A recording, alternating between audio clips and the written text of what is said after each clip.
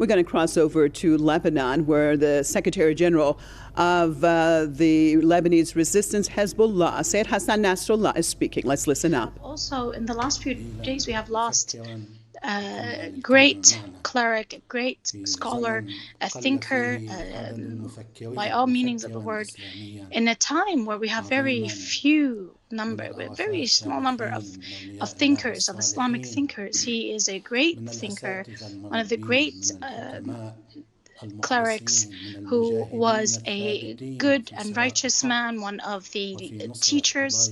He was one of the fighters in this course of fighting for what's right, fighting for righteousness. And I mean Ayatollah Sheikh Muhammad Taqi Yazdi. May God bless his soul. And on this commemoration, I would like also to renew our condolences to Imam Sayyid Khamenei. May God protect him and all the teachers of the Hausa, the clerics in our nation, especially his family, his honorable family. One by one, I would like to, and as those who loved him, I want to ask God to give him mercy and give him a high level of honor.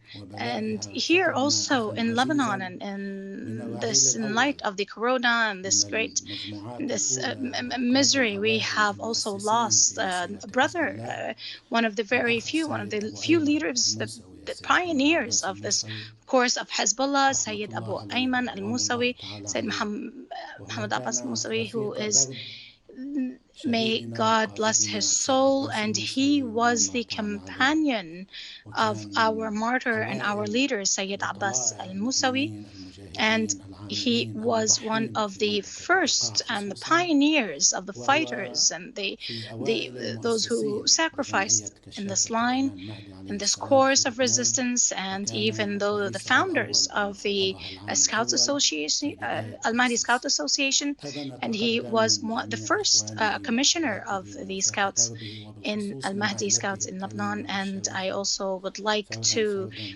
give my condolences to his family, to his honorable family, and his friends, his companions, those who were with him, and may God have mercy on his soul. We come today now to our commemoration.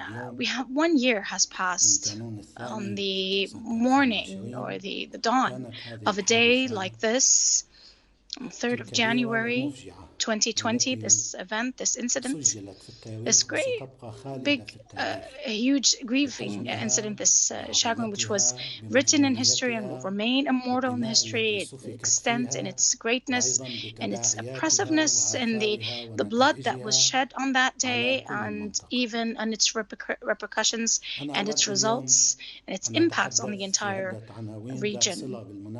Today, I would like to speak about several issues, several titles which are linked to this incident since the beginning, since the incident until today, until the annual commemoration.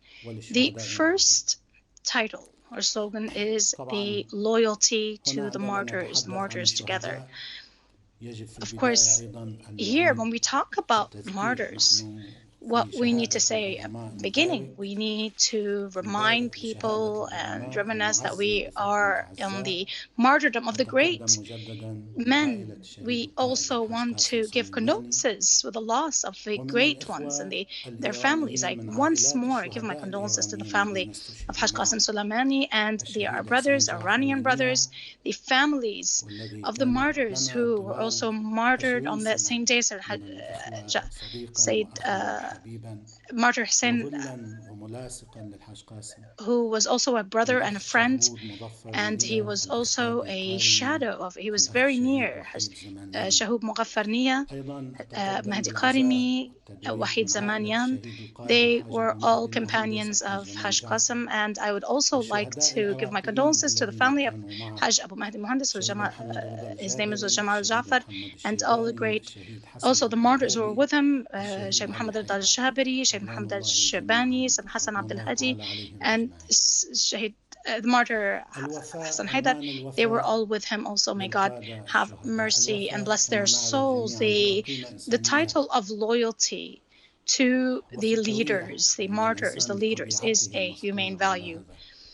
And this is something that is in the instinct of human being. We live, we are born with this. This is an ethical value. This does not need any explanation. This is a humane issue that everyone understands. And the person, when there is faithful or loyal, this would benefit himself.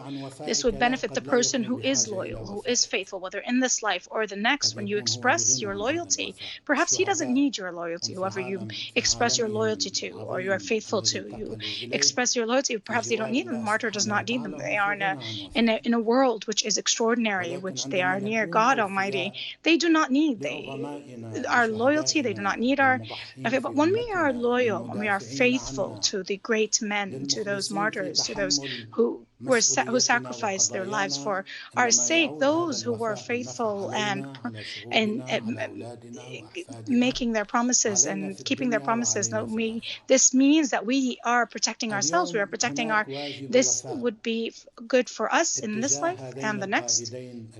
Today, there is a duty, which is a duty of loyalty towards those two great leaders and commanders, especially Hajj, the great leader, Hajj Qassem Soleimani, who throughout his extension, his presence in all the fields, and for those who, and what he represents, or what they represent, how do we translate this loyalty, this faithfulness? First of all, we should not ignore the good that they have done. We should not ignore this. We should not forget it. And second of all, we need to admit the good that they have done. We should not be quiet.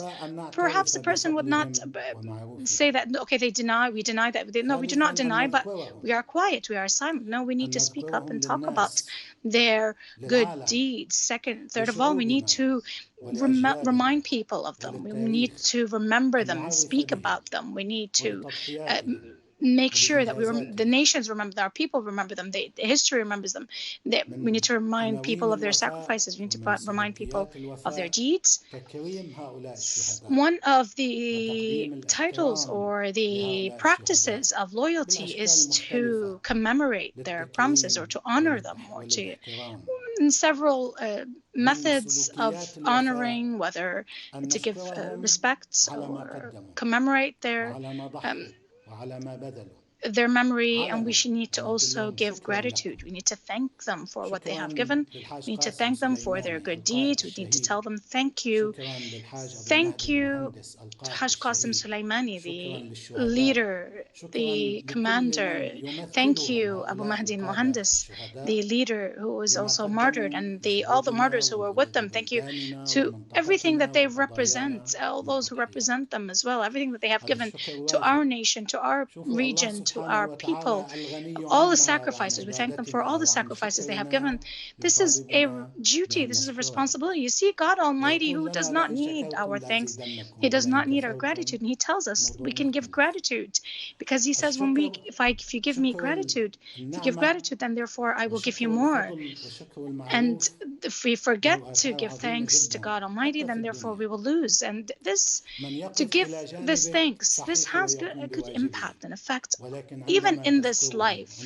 Those who stand by your side, it's true that perhaps they are doing their duty, but when you are loyal to Him, when you are faithful, when you are honest, when you admit the good that they have done, then therefore the path that they will be more encouraged, and in order to continue, they will be motivated to help you more, to support you more, to back you more, to stand by your side more and more. This is the nature of human beings. So therefore we have that title, which is loyalty. There are several details related to loyalty, because unfortunately some people would not understand this. But from the first hour of the martyrdom and this crime that was committed until today, the annual commemoration, where the night where these great leaders were martyred, we saw great impacts and effects. We saw the images of loyalty from the people. For example, in the Islamic Republic of Iran, in the first few hours, the extent of the people, the popular effect, the popular course going down to the fields in the many provinces and cities, and especially in the area of the center towns, when they also greeted the bodies of the martyrs and the funeral of the martyrs, which was a historic funeral. Every single person, we can actually say that it was the greatest funeral. It was one single funeral, two funerals that were great, the greatest funeral. Perhaps it was even the greatest, if not one of the greatest. It is the greatest. But this is also an expression of loyalty towards the martyrs. Also, the Iranians have said, whether the child or the elderly, the small or big, in all provinces, the government, the leaders, of course, the leader Sayyid Sayyid Khamenei, the clerics, everyone, all shapes and forms of giving respect and honoring and commemorating. From that hour until today, until this hour, the declaration of the Islamic Republic of Iran through leader Sayyid Khamenei, considering him a hero, a national hero, of course, is for Iran, the great, which has an old civilization. This is a huge issue. Some Arab states will come and say this is a slogan. No, for Iran, when you say this is a historic hero, this means something great. And what we have seen today, what we have witnessed today, is a clear expression of loyalty, of love, of respect, of gratitude. In all the interviews, when the Iranians were asked, they said, we do not know what he has given, what he has done for the Islamic Republic of Iran. That is enough. It is something that is unexplainable. This is a lesson to all of us to know how we should deal with our leaders, with our commanders, how we should honor them, how we should commemorate them, how we should revive their memory, how we should glorify them, how we should admit their deeds, not to divide and have a rift when it comes to honoring them. This is an issue that we witnessed in the first hours in Iraq, in the country where the blood, this blessed blood fell, and this crime was committed.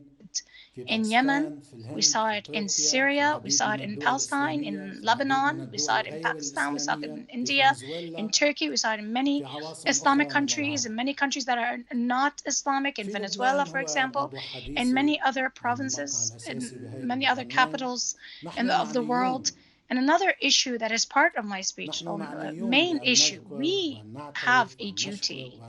Also, it is also our responsibility to remember them, to honor them, to respect and save those that we are with, those who stood with us since the Israeli invasion in 1982.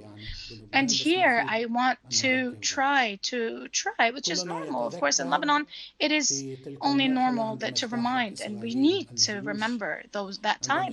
And during that stage, when Israel invaded Lebanon, the armies, the Israeli occupying army came in and invaded Lebanon. There was a threat that they wanted to continue towards all the Lebanese territory. They wanted to target even Damascus.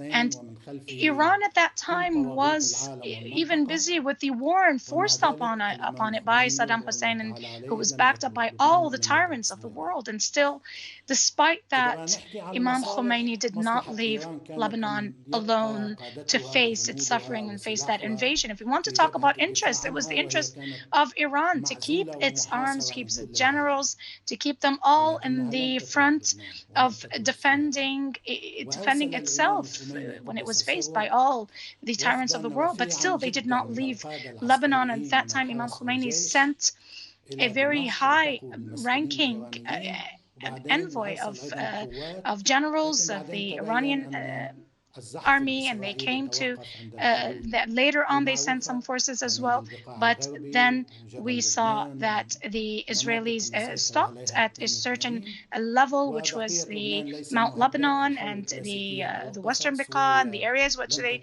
took control of in 1982. They said that the war on Lebanon was not threatened, and they would not go and threaten Damascus. And that time was a level of resistance. There were only a limited number of the Islamic Revolution Guards Corps, and they gave certain support to the resistance against occupation. At that time, the resistance in Lebanon since 1982 was the main supporter of the Islamic Revolution. The resistance in Lebanon was the Islamic Republic of Iran and Syria. When we talk about gratitude, when we talk about thanking, when we talk about admitting the good that people have done, and I ask you, since 1982, who assisted Lebanon to liberate its land? Now you can tell me that Arab state gave some funds or some monetary assistance, or they rebuilt some areas, and even in the last few years they gave a lot of money to many of the Lebanese, not to help build Lebanon, but to conspire against Lebanon, to conspire against the resistance. But who stood with the Lebanese? Who defended them, whether in diplomacy or in politics or in international platforms, or opened even military fronts for training and helped them and supported them until the year 2000 and the liberation in the year 2000? And it is only natural that we feel this gratitude, or we express this gratitude to those whom unfortunately were saddened by the liberation of the year 2000, who were hurt by the liberation of the year 2000. After the year 2000 and until today, the Islamic resistance, or the resistance in Lebanon, is what protects Lebanon from the Israeli aggressions and threats. The resistance in Lebanon is what protects Lebanon, is what helps Lebanon. It is the side which helps and gives support to Lebanon. Allow me, if you may, in parentheses, only since it is part of my talk, just recently, our dear brothers in Iran, the General Hajj had a statement, and the Lebanese media took the statement and unfortunately distorted it and changed it and reworded it. Unfortunately, in Lebanon, everything is based on rewording and changing the facts, distorting facts. And you can see this. The title was that the Islamic Revolutionary Guards Corps, that the rockets are all from the Islamic Republic of Iran, and they are our main path of national security in Arabic. As we said, we're not talking about the Farsi, the Farsi. I'm talking about the Arabic one. Everything that all the rockets that are found with the resistance in Lebanon and the resistance in Palestine are the forefront to face Israel. They did not say that this is the forefront of fighting Iran. They gave those rockets to Gaza for the Gazans to protect Gaza. But unfortunately, you are people who are very weak, and you do not come and you make sure that your words are accurate. You only want to open a war against any Iranian official. And we thank God that we know that some people who, for example, who know the language, and saw a lot of people who had not spoken in months or years, and now they come to respond to that statement, that Iranian spokesperson's statement. And they say that we all stand in the face of the occupation and that we will stand with them. What's wrong with the fact that the Islamic Republic of Iran is what is supporting us with rockets and with arms. And we also call ourselves at the front line. Gaza is at the front line. Gaza has been the front line since 1948. Lebanon has been on the front line since 1948. But since 1948, Lebanon had been in the front line, had always been hit, had always been hurt, had its sovereignty violated, it's always had its land violated, had always had massacres committed against it on the borders. We always had its violation of its sovereignty, whether in the air and the sea or the land. But today, this is a different front line. We're talking about a different front line, and I tell those who are responding, if Lebanon today is strong, if anyone in the entire earth, in this world, is asking about Lebanon or supporting Lebanon or believes that Lebanon exists, if there is, whether in America or Europe, if there's anyone who is saying or worrying or concerned about Lebanon, only because of this resistance, only because of these rockets, and everybody knows, and we also know the significance of Lebanon, how much they value Lebanon for all those countries, whether it is the regional or the international states. And I also want to say, if we have any money, for example, or we have anyone who gives an opportunity to Lebanon to be able to drill its resources, its natural resources, it is only because of the blessings of the resistance, because of the arms of the resistance, because of rockets of the resistance. And it's those rockets that were given by Iran and were given by Syria. And also, I would also like to say that all the Iranian support to the resistance in Lebanon was unconditional. And all the battles that were taken on by the resistance in Lebanon were only to liberate Lebanon, to liberate liberate Lebanese detainees in Israeli jails, and to liberate our land and air. And I also want to stress that perhaps one of the greatest resistance, or one of the most resistance movements in history that was independent of anything is the Lebanese resistance in Lebanon. And I call on you, advise you not to talk about this anymore. So when we come to the issue of loyalty, this is our duty. It is only natural to commemorate this occasion and this martyrdom, to call or to name some of our streets or some of our squares or some of our natural reserves in the name of Hajj Qassem Soleimani and Hajj Abu Mahdi Muhandis. Some people are saying, why are you doing that? The other day, there was a street that was named after Sayyid Hajj Ahmad Mughniya or Sayyid Mustafa Badruddin or Sayyid Abbas Musa.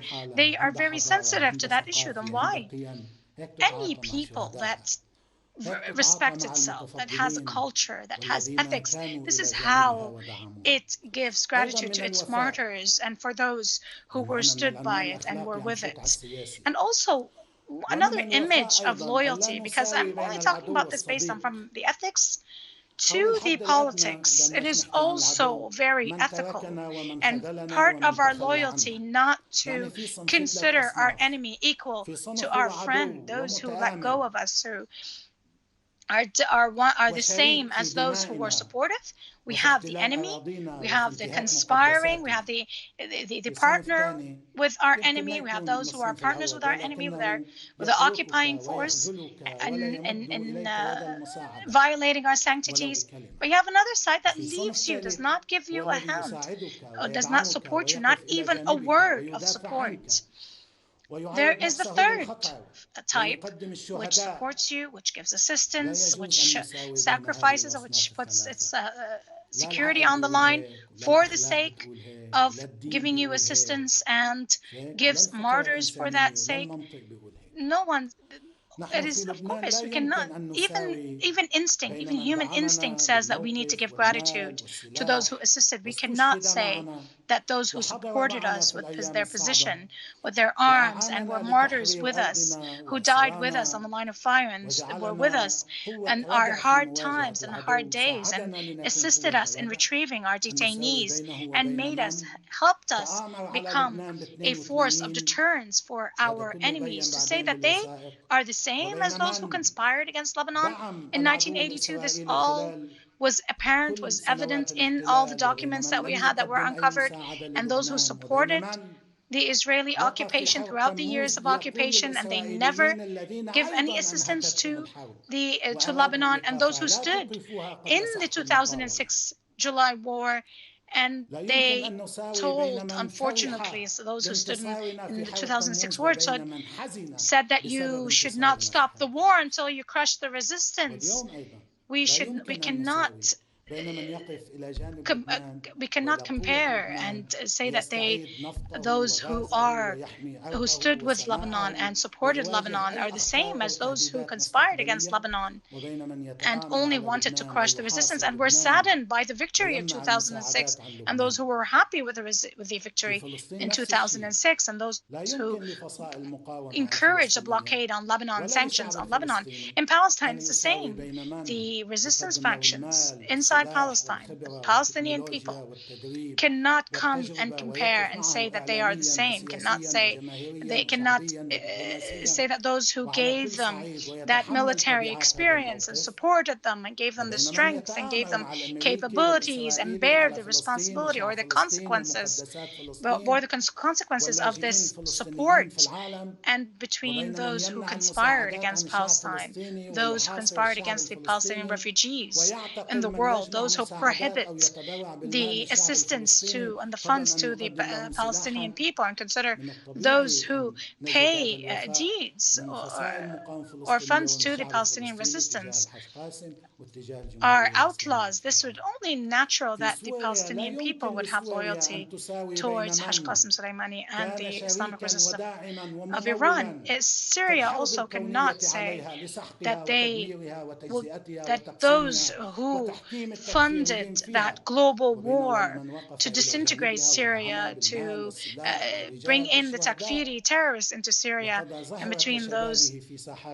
who have given Syria the support, have given Syria the training, have given Syria the martyrs as well, like Hajj Qassem Soleimani and his brothers in Iraq. As well, the Iraqis and the people of Iraq cannot also know the difference between those who came and destroyed Iraq, who committed massacres in Iraq, who occupied Iraq, and made all these catastrophes inside Iraq, and those who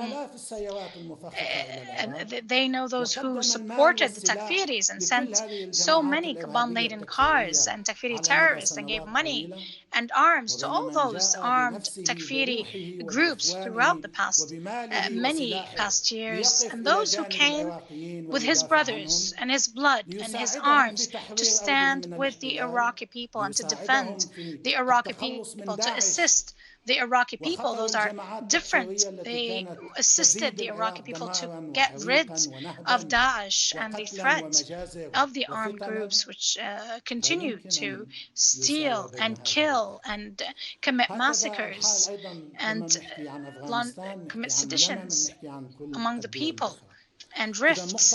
Same when we speak. It's the same when we speak about Afghanistan, when we talk about the other countries in the region. So it is only based on our loyalty that we come and say that those are different than those, that we differentiate between the friend and the enemy, to be able to categorize and say who is the traitor and who was the loyal, who was the faithful. These are also some of the main conditions for victory as well, because those who do not give loyalty and not faithful, God has said, He has threatened to those who do not believe or in the blessings, or who do not admit or give gratitude for thanks. Those who give thanks and gratitude, they will have more victories. They will have more blessings. Gratitude is one of the conditions for victories and for resilience and steadfastness. I can, through this slogan, say that our alliance, our resistance, the resistance movements, the parties, the countries, the states, and all the sides that are part of this resistance alliance, in perhaps in different ways, have expressed their confidence, their faith, and their admittance in respect and their honor to the two great martyrs. And we need to continue. This should not end. This should not stop here. When this anniversary ends, that today we have Hajj Qassem Soleimani, and tomorrow, and Abu Mahdi Muhandis. We have all the martyrs. They are flames. They are a torch that continues to light our path, and we need to continue that light. We need to keep this light going. The second main issue that I want to talk about is the extent of presence of this incident, its existence. From that first day until today, the entire year, that incident continued to be alive in the consciousness, in the feelings, in the military and strategic equations.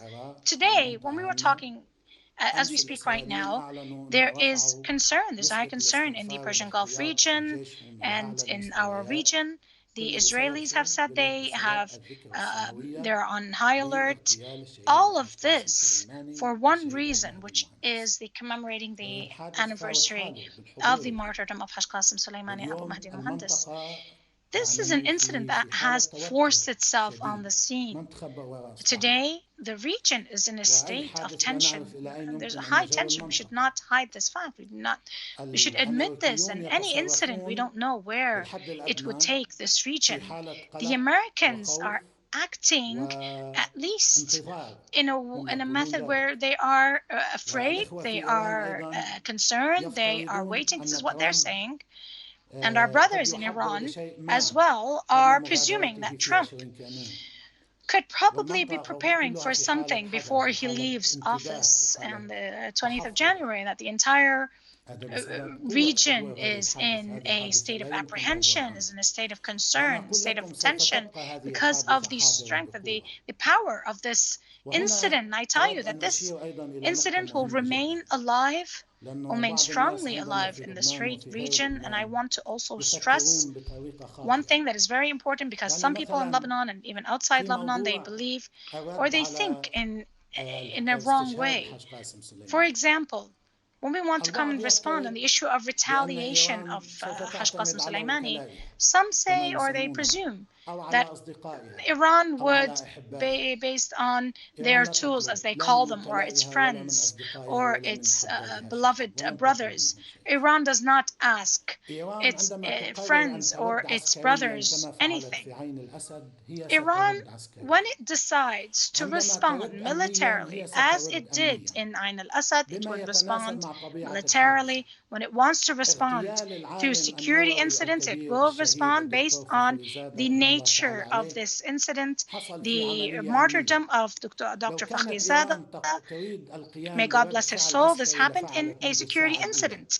If Iran wanted to launch a military attack or retaliation, it would have done so in the first hour after the martyrdom, as it did in responding on against the Ain al-Assad post after the martyrdom of Hajj Qassem Soleimani. Those friends of Iran and the martyrs, if they had took the initiative of responding, retaliating in a certain way. But what I want our friends and foes to know, and the analysts, Iran is not weak. Iran is strong. When Iran wants to respond, military strike, they will say when and where and how. When they want to respond to a security operation, they also will say when and where and how. Some people in Lebanon would try to compare Iran with their friends, with some of their friends in the region. Here I'm talking to some people in the region and in Lebanon, some of your friends in the region. Your master, Trump, calls you, when he calls them and he says they only have money, they only have money to pay, and they only talk about king and so on. if we don't protect you, you will not last 2 weeks. You cannot last 2 weeks in your kingdom and your regime. If we do not protect you, in 3 weeks you will start speaking in Farsi. And those are your friends. That's their master. Those, they need America. They need the Takfiri terrorists. They need to fund gangsters. They need mercenaries in order to defend them, even their borders and even their regimes. But Iran is strong. Iran does not require and does not need even its friends and even its allies. Keep that in mind. I want people to keep it very clearly in mind, in the mind of every single person who wants to analyze or wants to come and compare and analyze the situation right now, what's happening in the region. The other issue is that the resistance alliance has been successful in absorbing this very big hit. It was a blow. We admit this was a huge loss. This was a big blow. But the resistance alliance was able to absorb it. The Americans had presumed, and all those who provoked, all those who assisted, that when we kill Qassem Soleimani, when we kill Abu Mahdi al-Muhandis, and the situation in Iraq will disintegrate, will deteriorate to our interests, to their interests, that the resistance alliance will also disintegrate and will be to their interest, and this sagacious and wise contact between the states and the resistance movements. When we kill this man, then this communication line will be cut. This was quickly solved and resolved, and it was absorbed. Depending on based on our understanding, and our history, and our culture, and our ideology, we know how to transform or to translate threats into opportunities. We know how to transform blood that was wrongly shed to an opportunity, and how to transform all those feelings of those who are desolate, to make this blood, to transfer it into a reason for motivation, a reason for fervor, a reason for more responsibility or more activity. And this is why I'm saying today, also in this context, to the Americans, to the Israelis, and everyone in their axis, everyone who kills our leaders, everyone who conspires on assassinating our leaders and our scientists and our experts and our scholars, and those who threaten our people, our men, our women, our children. There are two things that you need to say. Imam Khomeini used to say, God bless his soul, that used to say that kill us, the more you kill us, the more the conscience of our people will be alive. When you kill us, our people will become more understanding and more aware. Sayyid Abbas Musawi used to also say this. Look at what Hezbollah used to be and the resistance used to be before the assassination of Sayyid Abbas Musawi. After the martyrdom of Sayyid Abbas Musawi, what happened? You can see the extent of the will, the determination, the strength, this power that the blood of the martyr of Sayyid Abbas Musawi gave to that resistance. And the other issue that I want to say and add, when you kill our leaders, we become more stubborn. We become more adamant. We become more determined to bear the responsibility. And because we believe that this path which we are taking, this is a path where we lost our great leaders, how could we let go of this path? How could we just stop taking that course?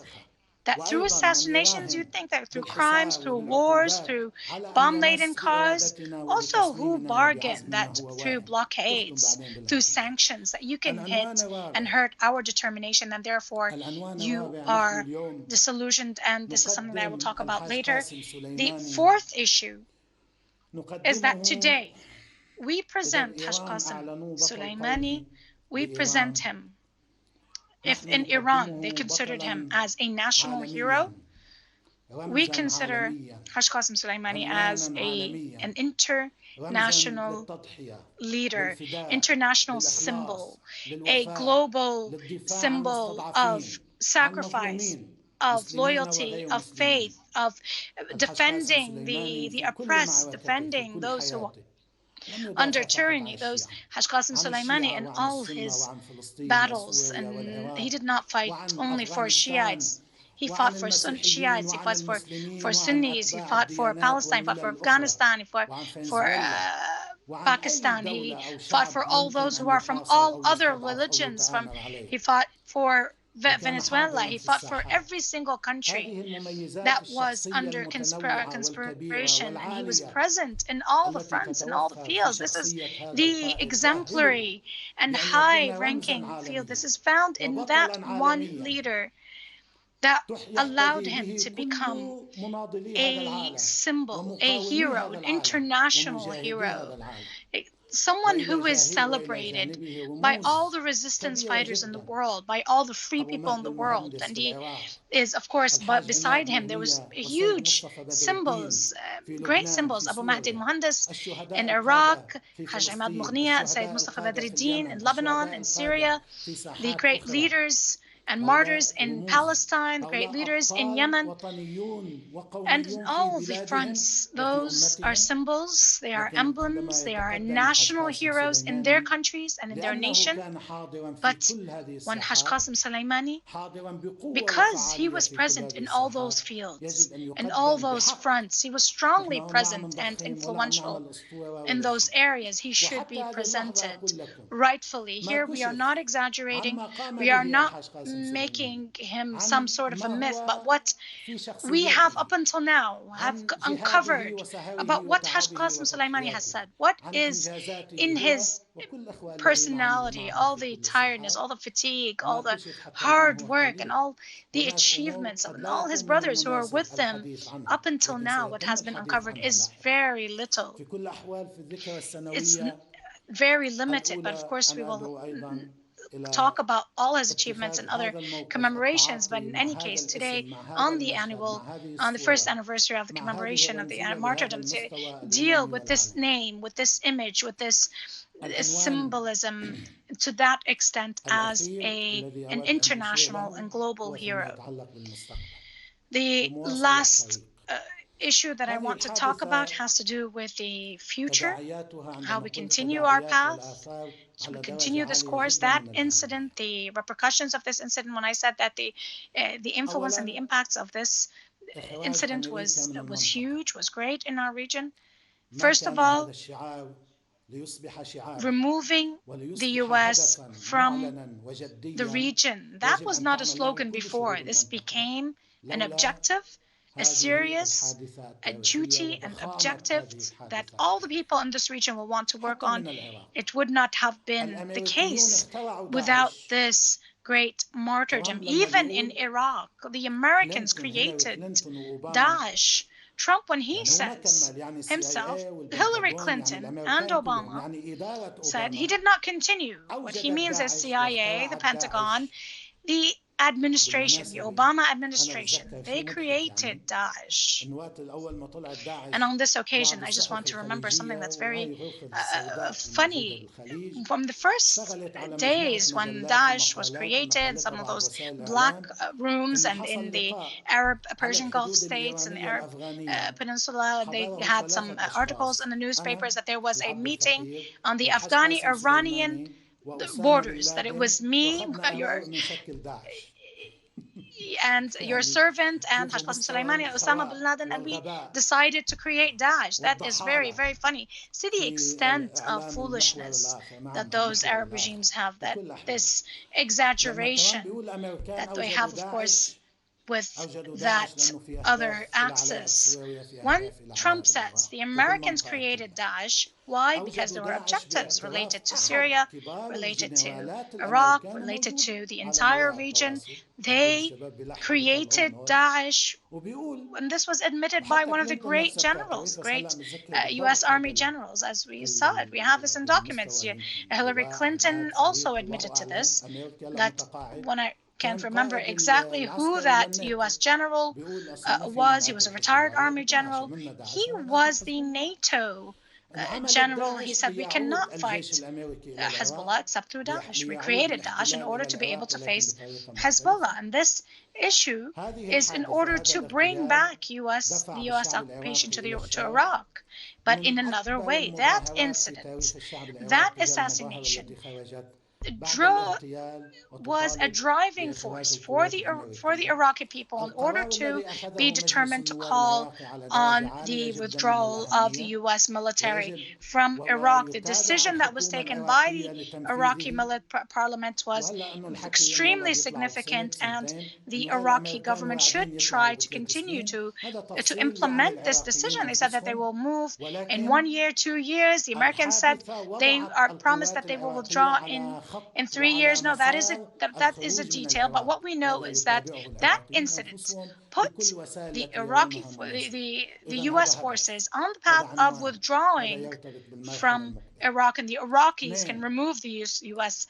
occupation in any way, that method or means that they find necessary or suitable. Two, the punishment. Once Sayyid Khamenei, the leader, said very clearly that the retaliation or the punishment for the martyrdom and the crime against Hajj Qassem Soleimani and Mahdi Mohandes, that those who implemented, those who demanded, those who gave that order, the main responsibility would be punishment. And this is, of course, based for the Iranians because of Hajj Qassem, for the Iraqis because of Mahdi Mohandes. But this, I want to say, this is the responsibility of every single loyal person, every single human being, in order to be partner with this retaliation and that punishment. And another issue, in order to try to be part of the protection and defense of this region, of the people. And there is, of course, an image of revival of those takfiri groups in Iraq and Syria. We saw some very dangerous operations that were conducted by Daesh in Syria, and also Palestine, Al-Quds, and our rights, our natural rights to stand by the people, the dignified people of Palestine. That is the path.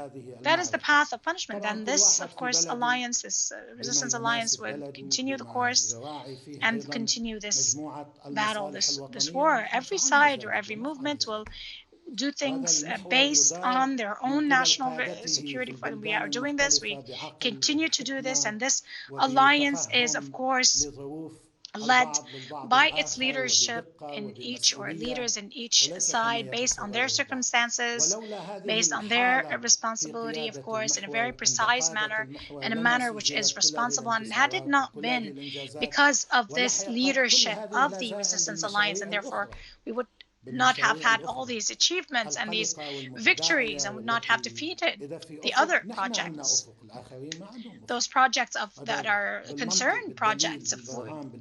There is a horizon. We have the horizon, the future. This is also in very clear, very, not only in slogans or just giving motivation. This is in practice has been the case in the future. And I would like to stop at this when it comes to the issue of the commemoration of the dear martyrs.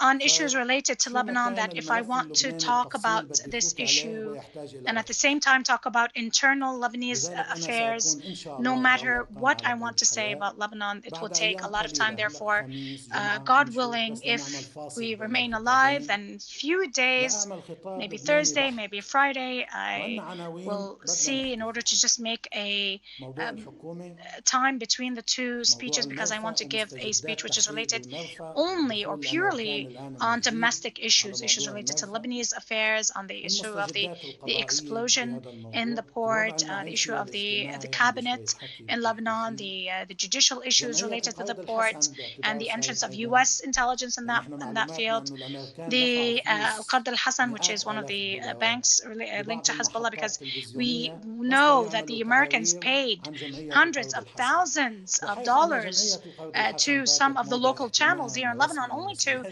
to file reports on the issue of Al-Qard al-Hassan in Lebanon. It has become a political issue, an economic issue here in Lebanon. The money of the depositors in the banks, the sanctions, the political decisions in Lebanon, the economic choices that we have. And my next speech, God willing, will be only purely linked to Lebanese affairs, Lebanese issues related to demarcation of borders and the resistance and petrol and natural resources. We spoke about this only generally. I will only link things related to the politics. I want to conclude just to give advice to those who think about the issue of sanctions and this blockade. I asked for a list from our brothers to prepare that in the last few months.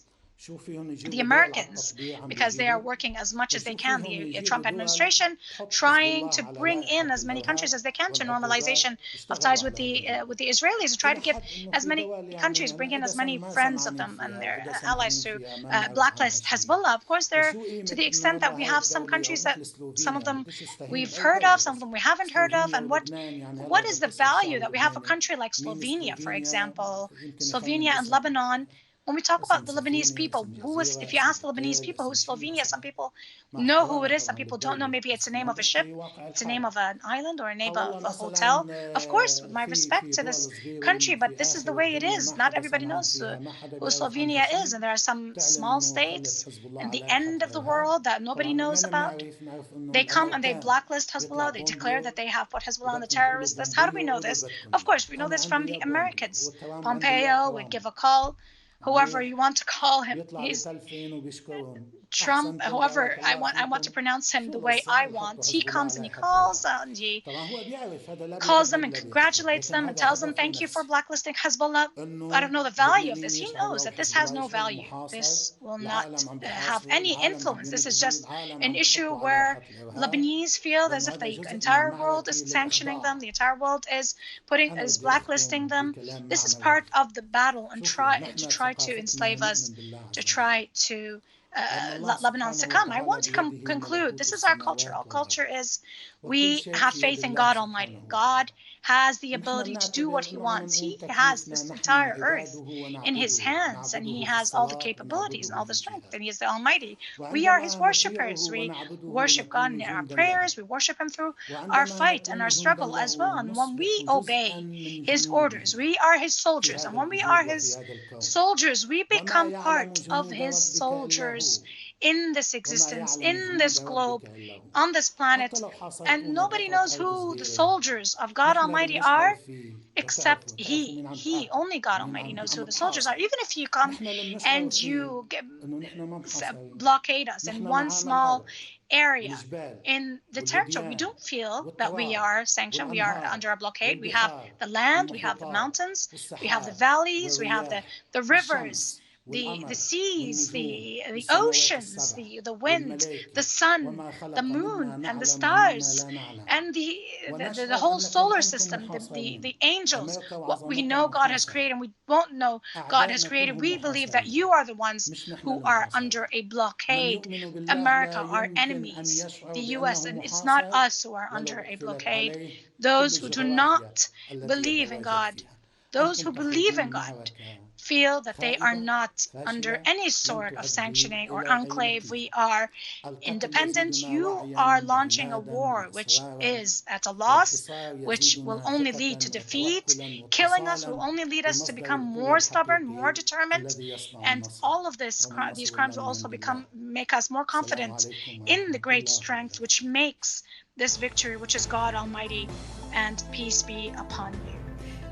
Well, you have been listening to a very inspiring speech by the leader of the Lebanese Resistance, Secretary General, said Hassan Nasrallah, and talked about, of course, commemorating the first anniversary of the assassination of General Soleimani and his companions. Also started off giving his condolences to the demise of Ayatollah Misbah al-Yazdi. He also reiterated the support that Iran has given Lebanon since 1982. He said even when Iran was in the middle of its 8-year war with Saddam Hussein, Iraq, Imam Khomeini sent top generals there and also troops to help the Lebanese free themselves from Israeli occupation. He says it's the Islamic Republic of Iran which has been steadfast and supported Lebanon and the resistance in Palestine from the very beginning. Not these entities that try to show that they support them and actually go against them. He said some of those Arab regimes actually wanted to see Hezbollah defeated in 2006, whereas Iran stood firm with them, and also talked about General Qassem Soleimani, who was there with them. And he says that the Iranians have been there from the beginning, from the 1980s, and have died with them, have stood with them, have given them weapons, have given them missiles because of the resistance, not because of its own interests. He said Iran never demanded anything in return. He said with the assassination of General Soleimani, the Americans have taken things to a different level. The region, leaders in the region, real leaders in the region as far as the resistance, demanding that they exit from this region. He said they have killed this global hero, this hero who stood against oppression, this hero who stood with the oppressed all over, whether we're talking about Palestine or we're talking about Venezuela. That's what he stood for, and that's what the resistance stands for. And he said that Daesh, of course, was a creation of the U.S. itself. They wanted to destroy the resistance, and they failed. And he ended it by saying that though they think that they have increased sanctions against Hezbollah and others and a blockade, they must know that people who believe in God never are limited to that, and have no fear because they know what they're doing is right, and they will continue to strive. That has been a short conclusion, actually, from his speech.